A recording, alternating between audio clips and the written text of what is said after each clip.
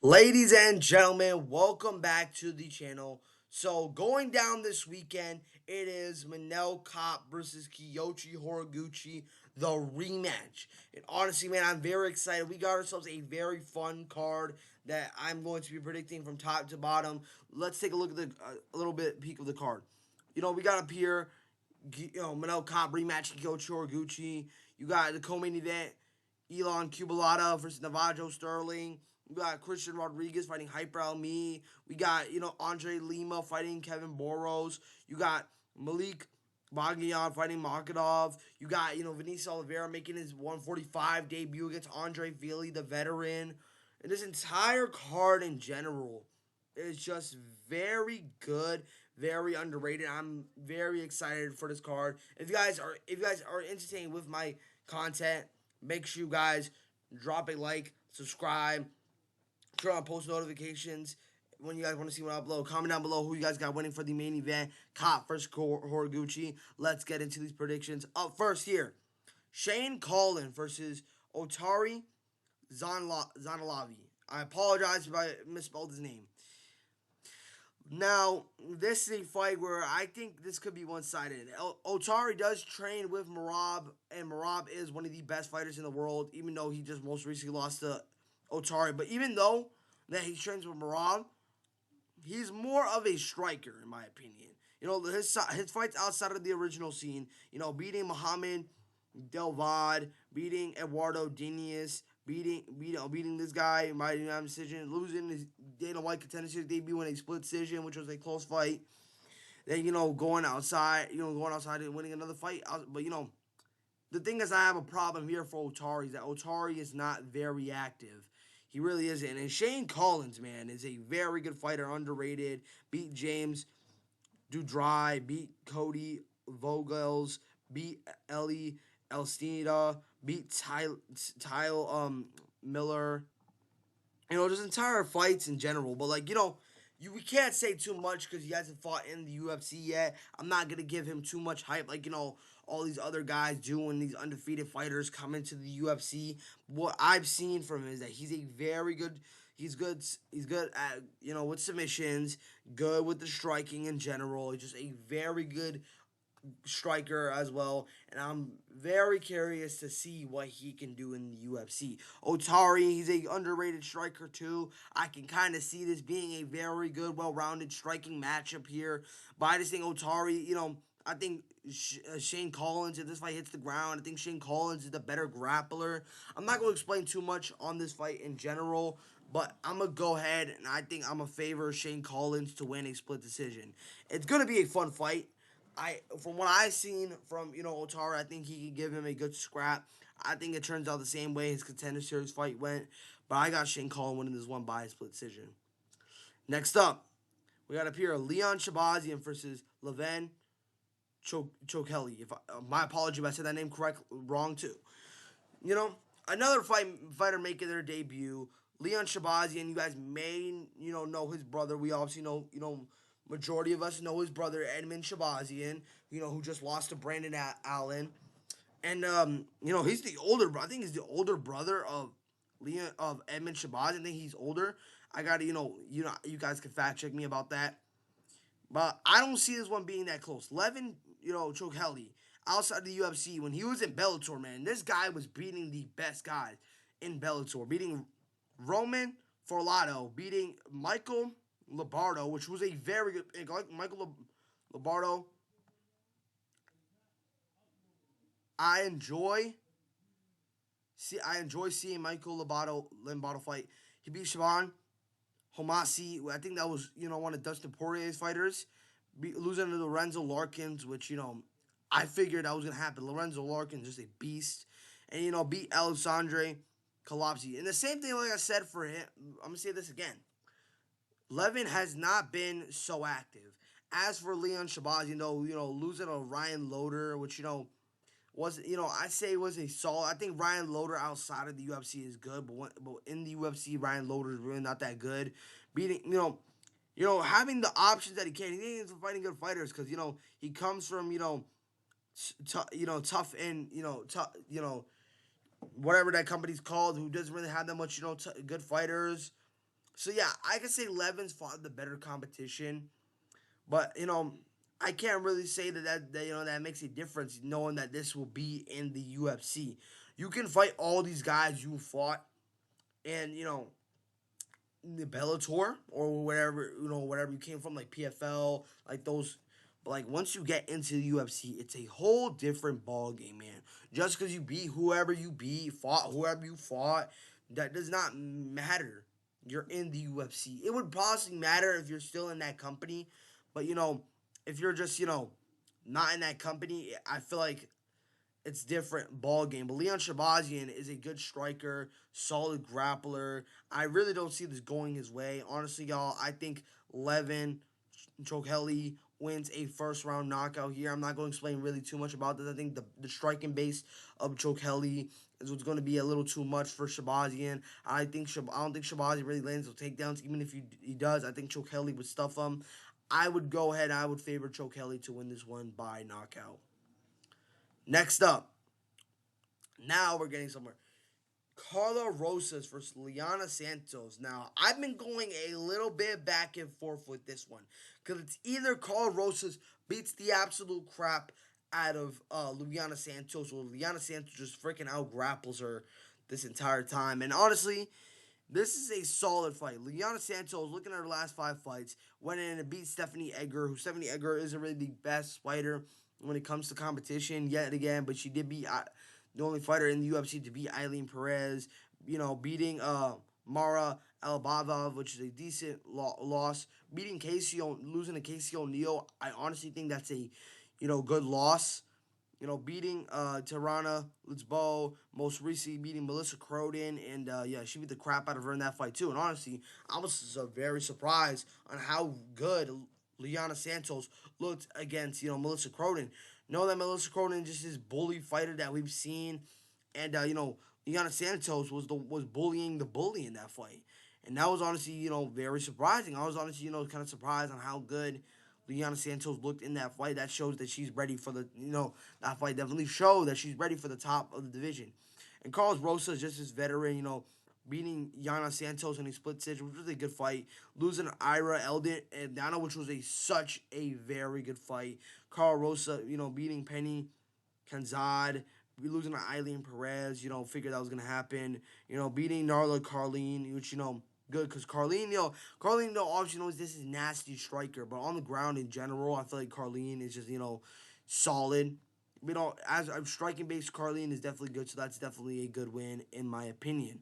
So yeah, I say the better striker is definitely Carl Rosas. Carl Rosas is very explosive. She likes to be in these entertaining, competitive fights throughout, and I think that's what could give her trouble. But honestly, man, just seeing how she beat Melissa Croden, I don't see Carl Rosa really having that success. Even though Carl Rosa has definitely fought the better competition, but I don't think she hits harder than Melissa Croden. I think Melissa Croden may have been a harder fight, maybe a harder fight for Luana Santos than what this fight coming into against Carl Rosas. But Carl Rosas is definitely a veteran. She's definitely fought, some of the best fighters in this division. I can give her that. And honestly, I'm very excited for this fight because, there's not been that much hype fights in the 135 division. The 135 division in women's is kind of dead. It's kind of starting to die out a little bit. So, we getting a fight like this that could go either way is definitely interesting. But I got Liana. I would favor towards Liana Santos to win. To win a decision. I think a dominant decision. I think she can get some control time throughout this fight. I think she can have some success with the striking, like she did with Melissa Croden. I feel like Carl Rosas. I don't know if Carl Rosas is going to stop the takedowns because Liana Santos is just very aggressive, especially when it comes to her landing those takedowns throughout that fight. I could see this I could see this being a close fight. Don't get me wrong, but I do feel like if it is very close, that would definitely favor Carl Rosas. But if she's not making this fight very competitive, I could definitely, and she's trying to be the more technical fighter, that definitely leads her to getting her just absolutely dominated But I'm going with Liana Santos. Like I said, the grappling exchanges. I think she can kind of strike with Liana Santos, Karol Rosas throughout this fight. It's gonna be a fun fight no matter what. But I'm going with um, Liana Santos to win this one by decision.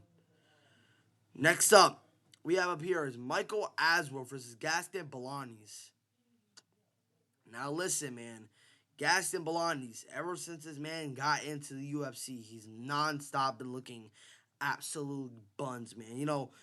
Coming outside of the original scene being Daniel Carey, coming into the UFC being Aaron Phillips, which, isn't the best win at all. Aaron Phillips is really not that good of a fighter. Losing to Marcus McGee, who gave Peter Yan a tough fight. Recently looked very good against John Giannis, so that's a good loss. Beating Karnasti Ramos, which should have won that fight. Losing to Quang Lee, man. Honestly, man, not that good. Not that good. That's a bad look. Very bad look. And I get it. That was over almost a year ago, but there's no reason you should be losing to Quang Lee. I feel like Gaston, for me, I was very excited to see this man come into the UFC, but he just has not been looking that good. Michael Aswell is only 25, guys. On Dana White's Contender Series, lost to Baghdasaryan in a split decision, guys. Even though Baghdasaryan has had the most beautiful run in the UFC, it was still a very good fight. Beating Darren Ramos outside of the UFC, then getting into the UFC, losing to Bulaki Oki, which, it's okay. Beating Lucas Almeida, and I think Lucas Almeida was injured coming into that fight. Most recently lost to Luke Riley, and honestly, man, he gave him a tough fight, too. I feel like, Luke Riley would definitely look good, but on the feet, I kind of expected him to go the distance with, Luke Riley, because I feel like, this man comes out of a 4-ounce Fight Club, and that's where Joshua Van trains. That's where Eldon Corano, who's one of the best prospects in the 125 division right now. So yeah, he's definitely a good fighter, very good boxer, and honestly, I kind of see this being a little bit of a bad night here for Gaston Bolaños. Gaston Bolaños is definitely. I feel like Bolaños' really only way of beating Michael Aswell is definitely destroying, either knocking this guy out. That's legit only way I really see him beating Michael Aswell. Gaston Bolaños is just not that good of a fighter. He's kind of a can, and I think this will be a good win for Michael Aswell. After just losing to a very good prospect like Luke Riley. Give me Michael Aswell to win a first round knockout over Gaston Bolaños, man. I don't see this fight going past the first round. I know some of you guys are saying a decision, but I don't see a decision coming here from a guy like Gaston Bolaños. Him fighting Gaston Bolaños. I wouldn't be I would kind of be surprised if the fight does go the distance. I'm gonna just be very real with you guys. But also another way I could really see him winning this fight is that the same reach, but I can also see him if he's landing heavy power shots early. Only way I can really see him beating Michael Aswell. Other than that, I really don't see this man beating Michael Aswell. Give me a Michael Aswell by knockout first round, and I think Michael Aswell would definitely I think he's only 25. I think losing to Luke Riley's not the end of the world. He can definitely bounce back. And I think this will be a very good bounce back win for him. Fighting Gaston Bolaños. Listen, a 9% chance of Bolaños to win is just very disrespectful, man. That's just diabolical. I think Michael Aswell easily knocks him out. Give me Michael Aswell by knockout. Next up, in the flyweight division, Mitch Raposo versus Allan Nascimento. Now, this is where it's 50-50. I don't care what any of you guys say. Listen, I remember, the odds had changed for sure. But, earlier when I did check the odds, it was a few weeks ago, I think, he had an 11% chance and it just got upgraded. Listen, Allan Nascimento, when he got into the UFC, lost to Tiger Ubakayev, which, was split decision, didn't have a good bounce back, beating Jack Hadley, beating Carlos Hernandez. I think his biggest win of his UFC career over Joffin Filo, even though Filo just, lost to Cody Duran. Speaking of Cody Duran, submitted Cody Duran.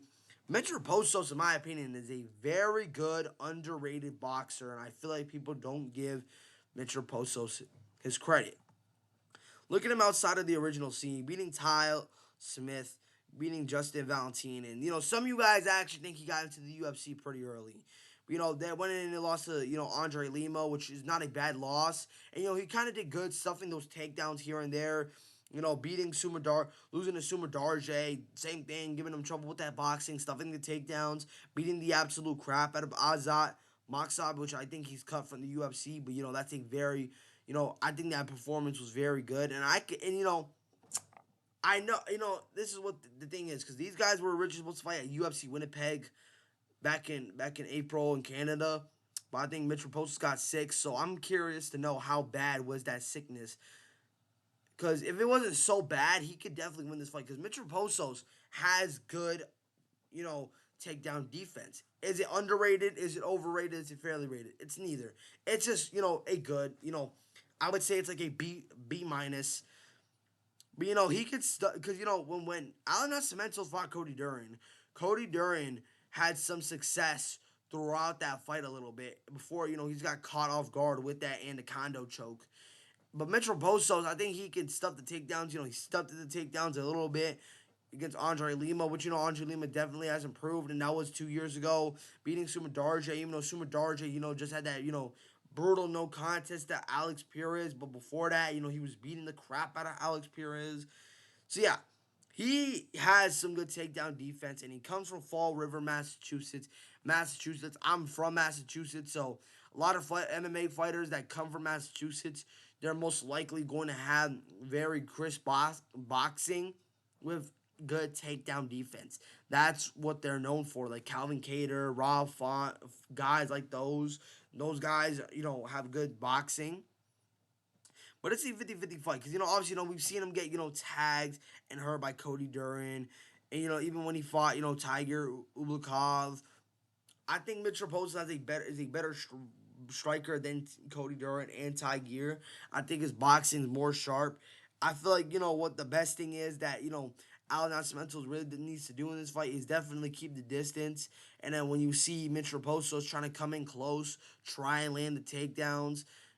But, this could easily be an easy night for both fighters. Even though Allan Nascimento is a good Muay Thai fighter, but when it comes to, his boxing defense, I think that's where he kind of struggles.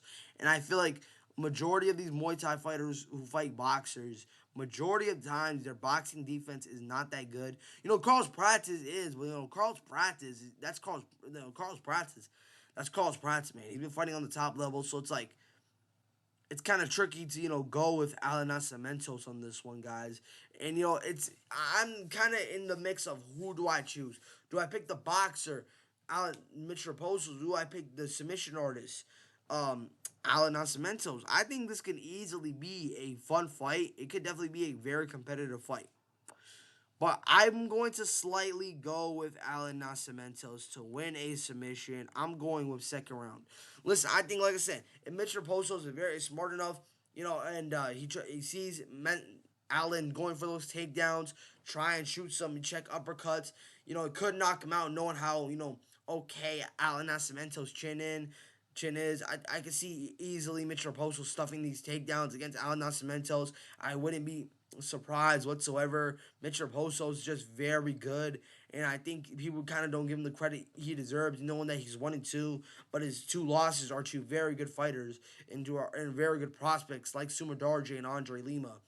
But I'm going with Allan Nascimento. I think he gets a submission, but I'm not very confident in that answer. But yeah, like I said, give me Allan Nascimento to win a submission. Next up, the featured prelim. It is Bia Mesquita versus Melissa Mullins. Now, listen. Bia Mesquita is probably one of the best women's bantamweight prospects that we have today. Like I said earlier, that the women's bantamweight division is kind of dying out. So now we got Bia Mesquita, who's, a very good jiu-jitsu, jiu-jitsu. She's been doing jiu-jitsu for years now. But Melissa Mullins, I see her giving her trouble because Melissa Mullins is kind of this dirty fighter. Outside of the UFC, she beat Dara. Got into the UFC, beat Aaron Asiva, lost to Nora Carlene, which is not a bad loss at all. Beating Kadila Sargula, which honestly I think that was a good win. Honestly, most recently losing Dara in the UFC again, and she was recently supposed to fight Oliveira, I think that's who she was supposed to fight, but Oliveira did miss weight by I think like a few pounds. That her fight got canceled. Bia Mesquita, man, is just underrated jiu-jitsu fighter. Outside of the UFC, she was submitting fighters like Fernanda Aljo, which is not a solid win, beating Hope Chase, beating Sarah Dinwoodin, who was also undefeated, beating Ira Alsneva, getting into the UFC, beating Montes Rendon in her debut, which was a good win.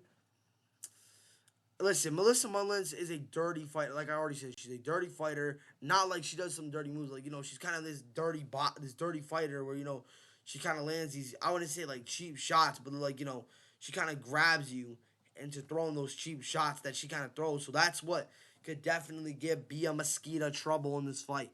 But she has good takedown defense.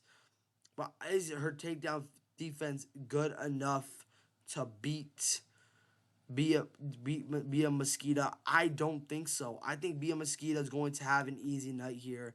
I think she's going to submit Melissa Mullins in possibly the first or second round. I'm definitely calling the first round on this fight. Melissa Mullins, like I said, the dirty boxing, the dirty clinches, and all that stuff. I think that's where she can have the most success. Other than that, I see her getting absolutely murked here by Bia Mesquita. Give me Bia Mesquita by submission. I think if this fight does stay on the feet, for sure, definitely Melissa Mullins would definitely have the better success. But if it stays on the ground, definitely either Melissa Mullins gets dominated or she gets submitted, one of the other two. And I think she gets submitted by Bia Mesquita. You mean Bia Mesquita by submission. Next up, in the first fight of the main cards, Vinicius Oliveira fighting André Fili. Now, this is a fight I've been going back and forth on. André Fili, we know him as this very good veteran of the sport who's been around for years. Fought some of the best fighters. Looking at his last fight, beating Dan Ige, did get knocked out. Beating Cub Swatson in a very fun fight. Losing to Mikkelsis Costa, which is, solid, but, it's crazy that he got submitted by him. He kind of like, he kind of just gave it to, Costa. Beating C-Rod, man. Christian Rodriguez, man. That's a good win. Losing to Jose Delgado, which was a very close fight where he could have possibly won. Did a way better job than what most people expected him to. He's just been this crafty veteran who kind of, has these punches. And Vinicius Oliveira's defense is kind of okay. Sometimes he's very cocky. His gas tank kind of runs out a little bit. Looking at his last 5 fights, beating Bernardo Sabajo, which, solid win. It was a very good fight. That flying knee was insane. Beating Ricky Simone, had good takedown defense in that fight. Beating Side Nurmagomedov, which was such a good fight. Could have gone either way. Beating Kyler Phillips and this guy who's just such a very good fighter that I thought Kyler Phillips was going to beat Vinicius Oliveira because of his unpredictable style.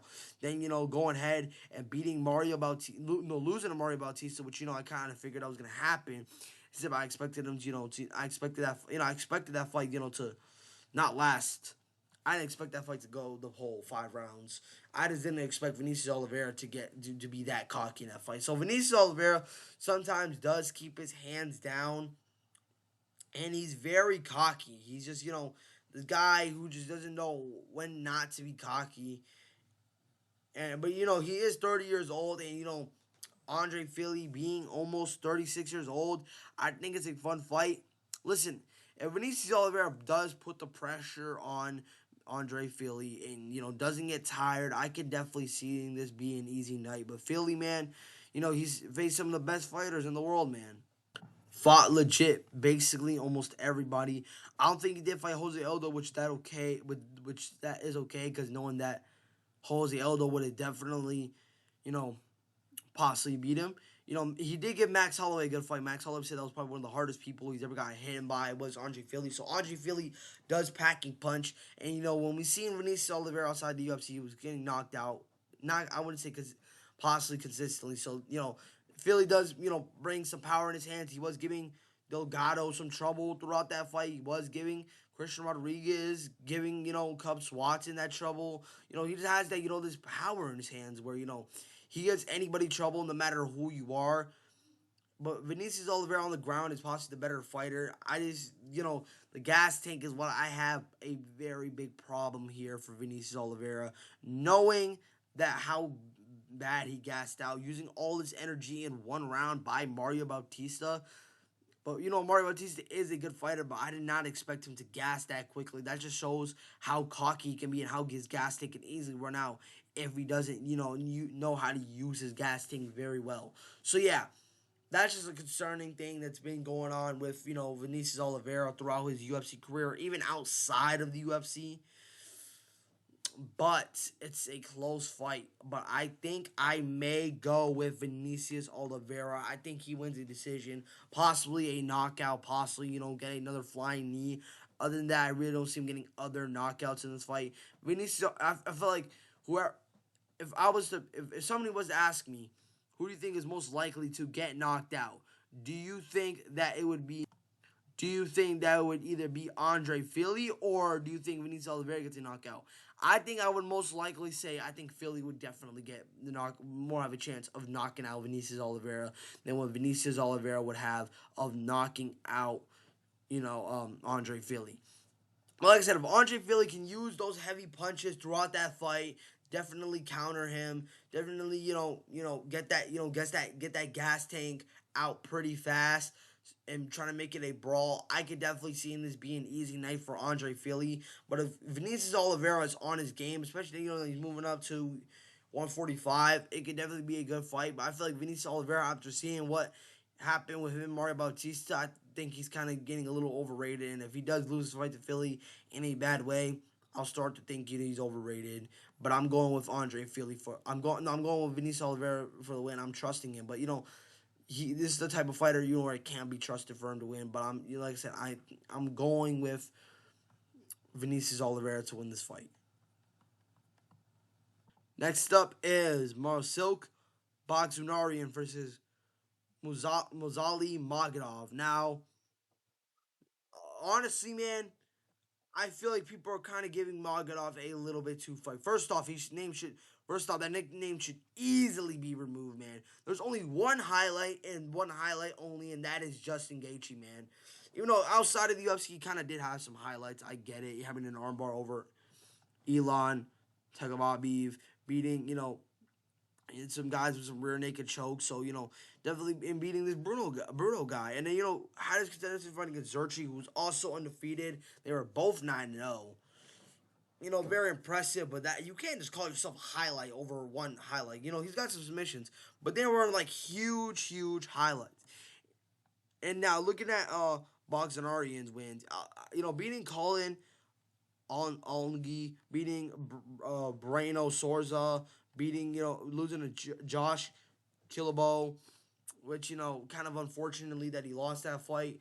And losing to beating Tucker Luntz, which should I feel like that's a win. Being inactive for 2 years and then going to fight, losing to Gene Silva, which nothing wrong with losing to Gene Silva either. And then I remember back in December he was supposed to fight Jorson Berno. Honestly, he would have got murked anyway, so I'm kind of glad that he withdrew. I think he had like an injury or something. But, I think this is a 50-50 fight.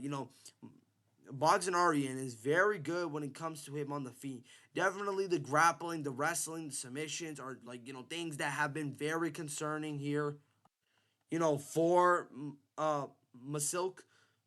But, Magomedov, his striking is definitely good. I could definitely see this being a fun fight. But I think Baghdasaryan and Magomedov is going to be between a striker versus a grappler. And honestly, man, it's going to be a 50-50 fight, fun fight. Magomedov striking is definitely underrated, but it's not underrated for you to call yourself the highlight. I'm gonna just start off by I'm gonna get that straight. If I was Dana White, I'm gonna be like, yo, man, I'm sorry, bro, but your name is the bye bye, cause you're about to be kicked out the UFC if you don't change that name. Now back to this video. Melsik Baghdasaryan is kind of an overrated guy, kind of a can at this point. But that doesn't mean that he still cannot beat Magomedov, because we've seen a whole bunch of buttload of upsets this year, and at this point, anything happen, man. We can have we can freaking have whatchamacallit. We can have Elon Musk fight Islam Makhachev and win that title, man. That's how that's how much upsets we've had this year. I think I feel like they call him Melsik the Gun because he has such good striking, and it's good of a gun, just accurate as a gun. But like I said, on the ground, he's kind of like another version of Jack Della Maddalena, a good striker, but just doesn't have the wrestling base.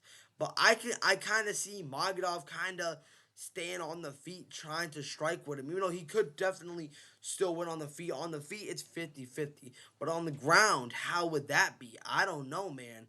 I think Baghdasaryan could definitely lose this fight, could definitely win this fight. Either way, it's going to be a fun fight.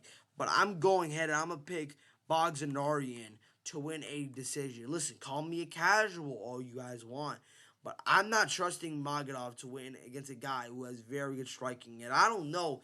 Like I said, I don't think he's going to be landing those takedowns like, everybody says he's going to be doing.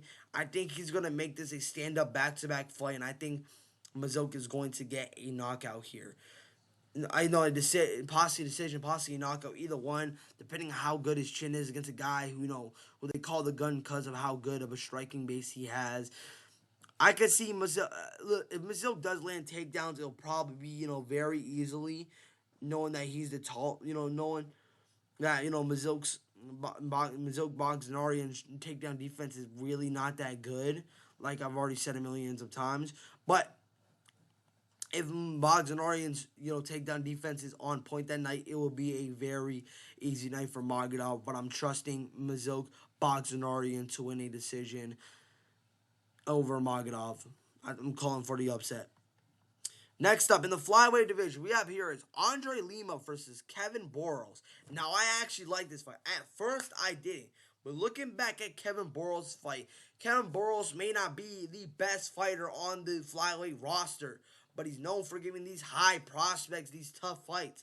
Looking at his last 5 fights, giving Joshua Van a pretty tough fight, giving Alexandro Costa a pretty tough fight while it lasts. Beat Ronaldo Rodriguez, which is Ronaldo Rodriguez just an absolute can. So not bad. He also gave Suma Darje a tough time too. That was honestly very surprising. Didn't really give Emil Rodriguez a tough time until Well, from what I've seen from Kevin Borjas is that he's very good towards the early rounds.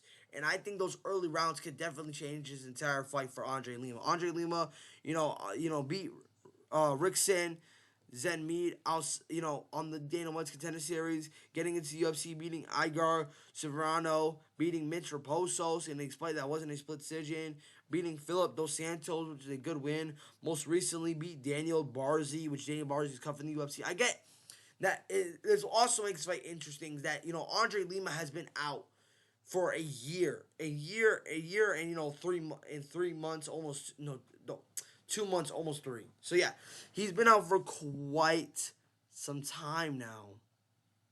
So it kind of concerns me on how good he would look in the early rounds against a guy like Kevin Borjas. Especially that André Lima kind of likes to take his time throughout those early rounds. But Kevin Borjas is kind of explosive. I think once it kind of hits towards the later rounds, that's when you kind of see Borjas start to, get gassed out, kind of, start losing those rounds, and they start picking him up. But he's giving all these prospects such good fights and such tough challenges that, it's hard to count out Borjas. Obviously, I feel like at this point he shouldn't be in the UFC. But no, he's still a very good fighter, and I could see him giving André Lima a tough time. If you guys watch that, if this fight happens and if Kevin Borjas gets a tough fight and André Lima wins like a close decision, and you guys be like, oh, André Lima's overrated. It's not that. It's just that Kevin Borjas is so good in those early rounds. He kind of lands his shots timingly. But you kind of start to see him slow down towards those later rounds throughout the fight. Close to that third round, that's when he starts getting pieced up. And you are wondering, oh, shouldn't he have won the fight then? Just because he's giving these fighters tough times, that doesn't necessarily mean he's winning the rounds. He's just giving them tough times throughout the rounds, and I think that's what he's gonna give here. But the question I have is that how good will his takedown defense be in this fight coming in against Andre Lima, who's a very very good grappler, has some very good submissions. He most recently submitted Daniel Barzi. So yeah, he's got a good submission game, but like I said, how will he be now that he's been inactive for about a year? I think the early rounds definitely. I think Daniel Andre Lima would definitely be a little rusty. I think he would have a tough time and get a little bit overwhelmed. If he gets overwhelmed in this fight, I think that's when Kevin Boros may knock him out. But if he stays calm and under pressure, then definitely he could survive. But he just needs to have the proper head movement. He needs to move around a little. He needs to move around the octagon to try and gas him out. Because if he can't gas him out and he can't pass, and if he gets knocked out, I wouldn't be surprised. But at the same time, I would just kind of I would the same. But at the same time, I would be surprised. May not make sense, but you'll get what I mean once you guys see this fight. But now, who am I leaning towards to win? I'm leaning towards Kevin Boros. Nah, psych, y'all. I'm leaning towards Andre Lima to win a decision. Kevin Boros, I think you would have to knock him out in the first round for him to have a high chance of beating Andre Lima. Once he hits that second and third round, that's when I feel like Andre Lima starts piecing him up. I think he wins a competitive, unanimous decision win here against Kevin Boros. If, like I say, Kevin Boros is on with his game and his cardio is good, his striking good, he's aggressive the entire fight, he would definitely beat the absolute crap out of Andre Lima. But if he can't do that, then he's going to get pieced up throughout those later rounds, and I think he would get out grappled. He could definitely get submitted here too, but I think Andre Lima wins a competitive decision over Kevin Boros. Next up, moving up, is Christian Rodriguez versus Hyper Almi. What a absolute banger of a fight. Hyper Almi and Christian Rodriguez may just be the best fight of the night on this card. Because you got Christian Rodriguez and Hyper Almi, who are one of these most explosive fighters. Looking at their last 5 fights, you got Hyper Almi beating Fernandez Garcia, which is a solid win, beating Zhang Yang Li in a fight where I didn't think he was going to win. That is very impressive. Beating William Gomez, obviously we've seen William Gomez absolutely get ragdolled by Pajavanti. That's a different story. Losing Jose Delgado, which is a good win, which, a fight I didn't expect him to lose. And, losing to Jamel Emmers. Honestly, I was kind of surprised he lost both those fights, to be very real. But looking at Christian Rodriguez, he beat Isaac Dubagaran, went in and lost Julian Rosa, beat Austin Baji in his debut. That's a good win. And then losing to Mikelsis Costa, and most recently losing Andre Fili in a close fight. And mind you guys, Christian Rodriguez is the only guy to beat Raul Rosas Jr. I get that was when Raul Rosas Jr. was early in his career. I get he was kind of cocky, but that's a big win right there, because there's no one how Raul Rosas Jr. just absolutely dominated Rob Font. That makes that win over Raul Rosas Jr. even more huge. And that was a fight where I thought Raul Rosas Jr. was going to lose against Rob Font. So yeah, that was definitely a good victory. Hyper Almi, honestly, man, I like this man as a fighter a lot, and this fight could definitely go either way. Christian Rodriguez is known for his aggressive style, and so is Hyper Almi. But the problem I have with Hyper Almi is that Hyper kind of does not move his head throughout the fight, and it kind of affects him though. He got that's how he got knocked out by Jose Deodato, and that's how he got outscored by Jamal Emmers. But they're both as of recently they're both haven't been looking very pretty. As of recently, pause. That was but he had a split decision fight over Andre Fili. Mikel's Costa, two not bad wins. These two wins in general, losing to Jose Delgado is good, but Jamal Emmers, man, it's kind of concerning. I feel like I'm very concerned here for Hyper on me. But, I think this fight's going to be going back to back. This could be an easily fight of the night. But now, who do I got winning this fight? I'm leaning towards Hyper on me. I get it. I think he's going to win a split decision. I don't think he's going to win as much. I'm going with him. I'm kind of biased on this one, guys. I think Hyper on me is striking based. I think, the aggressiveness throughout this fight, I think that's what's going to, truly affect this fight coming into this fight with Christian Rodriguez. If he can definitely, keep the destroy Christian Rodriguez with that striking, I definitely think I would definitely favor him. But on the feet, this is truly a 50-50 fight. I'm not gonna argue if you guys disagree with me picking Hyper on me to win this fight against Christian Rodriguez. But I just think that Hyper on me is the more, better striker overall. I think he's going to have the more explosive power. I think he's going to, rock Christian Rodriguez a few times in this fight. But I'm going with, like I said, I'm going with Hyper on me to either win majority or split decision. One of the other two. Which one would you choose? But which one do you guys think? If you guys think Hyper on me is going to win. But that's who I got winning this fight. Now, moving up. Ian Cubalata versus Navajo Sterling. Now, this is a fight I've been going back and forth on. I know you guys may be thinking, how?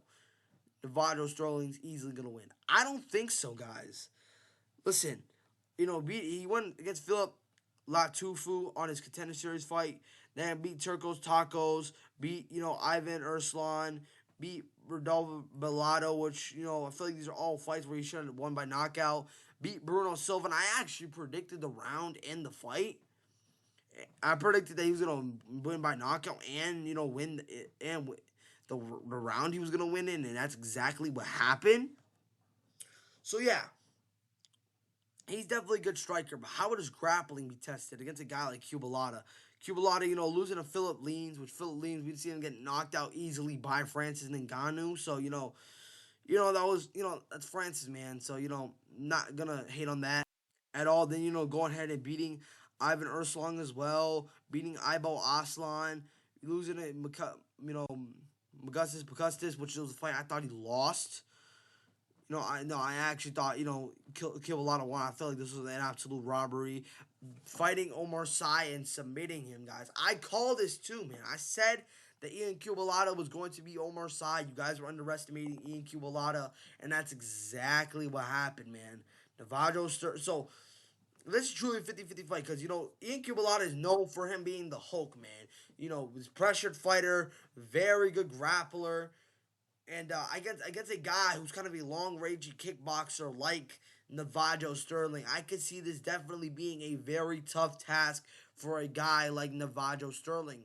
I don't think, and even when he fought Bruno Silva, Bruno Lopez, there were times in the fight where he was where Bruno Lopez was landing takedowns, and Navajo Sterling kind of struggled. If Bruno Lopez can do that, so help me, I think that Elon Cubalata has a load of chance of doing that. He's a good grappler. I feel like he has underrated grappling that people do not give him the credit for. His grappling is super good, and he submitted a guy like Omar Sy, who was a good grappler as well, man. And I think he can pull up another upset, really. If Navajo Sterling can't keep the distance, it could definitely be a close fight. But, if he's keeping the distance, keeping the long range, I would definitely favor Ian Cubalata. On the ground, I would favor Ian Cubalata. On the feet, maybe Sterling, maybe Cubalata, whichever one I'm feeling. But now, who do I got winning this fight? I'm going to be very real with you guys. I'm going with the underdog in this fight. I think Ian Cubalata submits Navajo Sterling in the second round. I think the grappling is going to be a little bit too much for Navajo Sterling. I'm not very confident in this answer at all. Don't get it twisted. I just think that his grappling is going to be a little too much for a guy like Navajo Sterling, whose grappling hasn't really been tested like that, and has been in his last fight, and he kind of struggled a little bit. I think he's going to struggle with the grappling on the feet. It could go definitely either way, but I'm favoring Ian Cubalata to win this fight by a submission. Now, we go up here to the main event of the evening, which could possibly be a title eliminator. Manel Kape versus Kyoji Horiguchi. Now, listen, guys. Looking at their last 5 fights, Kyoji Horiguchi 5-5 in his last 5 fights, beating Masato Takanashi, beating Sergio Pettis, Anthony Pettis' brother, beating Nascimento Zulo, getting into UFC, beating Tiger Ulukaya, which is the fight I didn't think he was going to win. Beats Amir Albazi, which was a fight where we thought he was gonna win. He outstriked Amir Albazi, destroying this man on the feet, beating the absolute crap out of him. And then for Manel Kape, beating Philip Dos Santos in a very fun fight, losing to Muhammad Mukoyev in a boring fight, which was okay. Then coming back and beating Bruno Silva, beating the crap out of Aswell Baviv, and most recently beating Brandon Royval. Now here's the problem I have with that win over Brandon Royval. I'm gonna be very real. That stoppage was early, man. I don't know what Herb Dean. Listen, I don't know what's been going on with Herb Dean as recently, but he's letting Cyril Gane, land these back of the head shots against Alex Pereira. Stopping the fight against Brandon Royval and Manel Kape very early, which I feel like Brandon Royval was easily gonna get back up. I would at least wait another 10 to 15 seconds before stopping the fight if I was Herb Dean. If 10 to 15 seconds after that. Brandon Royval was still getting attacked. He wasn't getting out of there. Then that's when you should have stepped in and stopped the fight. I feel like that was a very early stoppage. Even Brandon Royval was very mad that was an early stoppage against Manel Kape. But listen, Manel Kape and Kyoji Horiguchi are probably the two fighters that would give Josh Chauvin a very tough task. And here's how I can see both of them giving him a tough task. Kyoji Horiguchi can give, Josh Chauvin a tough task because of his strength, his wrestling, and the striking. And Manel Kape can definitely do that because he's kind of this awkward striker that kind of, reminds you of Izzy a little bit. And I think that would definitely give him trouble. But now, Manel Kape, man, when they first fought guys years ago, that was an insane fight. Honestly, I thought that was brutal. And, now that, I feel like the hype is real in this fight. Obviously, I kind of wish it was more in than a Meta Apex, which, is all right. I'm not going to be too complaining about that. It's a stat card. It's a good undercard. That's all that matters. But like I said, I think it'll be more hype and more exciting if there was an actual crowd in there. There's a crowd in the Meta Apex, but, I'm talking about, way more people than just at least 500 people. There's at least, 500 people or more or a little more than that in the Meta Apex, so there isn't an actual crowd. But yeah, this is a truly a 50-50 fight. Manel Kape definitely brings a lot to the table with his very good striking, his trash talking, building up fights. Kyoji Horiguchi brings the fight by, just being who he is, landing the, with his striking, his grappling, and also has fought for the world title when he was in the UFC back, and he fought the greatest flyweight of all time, Demetrius Johnson, which we all knew did get dominated, but that was still when he was young in his career. I do think that he can make a comeback, and what's crazy that he's only 35 for the generation that he has been in. I kind of expected him to be a little bit older than that, but he's just such a good fighter, kind of his good karate style. Now, who do I think wins this fight? It's very tricky, but I'm going to favorite Manel Kape to win this fight. I swear, if Manel Kape loses this fight, that means I need to start picking him to lose more often. Because, his last 3 fights, his last 2 fights, I thought he was going to lose to Aswell Baviv. I thought he was going to lose to Brandon Royval. If that straight up just happens, man, I just legit need to start picking this man way more to win the fights than what I actually do. Oh, I think that awkward striking is going to be a little bit of trouble. I get it, Kyoji already beat him, but I do think that that was years back. I think Manel Kape has definitely been a way better fighter ever since years. I think that Manel Kape gets revenge after that year that Kyoji Horiguchi beat him a long time ago. But guys, that will be the end of the video, y'all. If you guys enjoy my type of UFC content, make sure you guys hit that like and subscribe button. Turn on notifications when you guys want to see when I upload. And I'll see you on the next one. I'm out. Peace.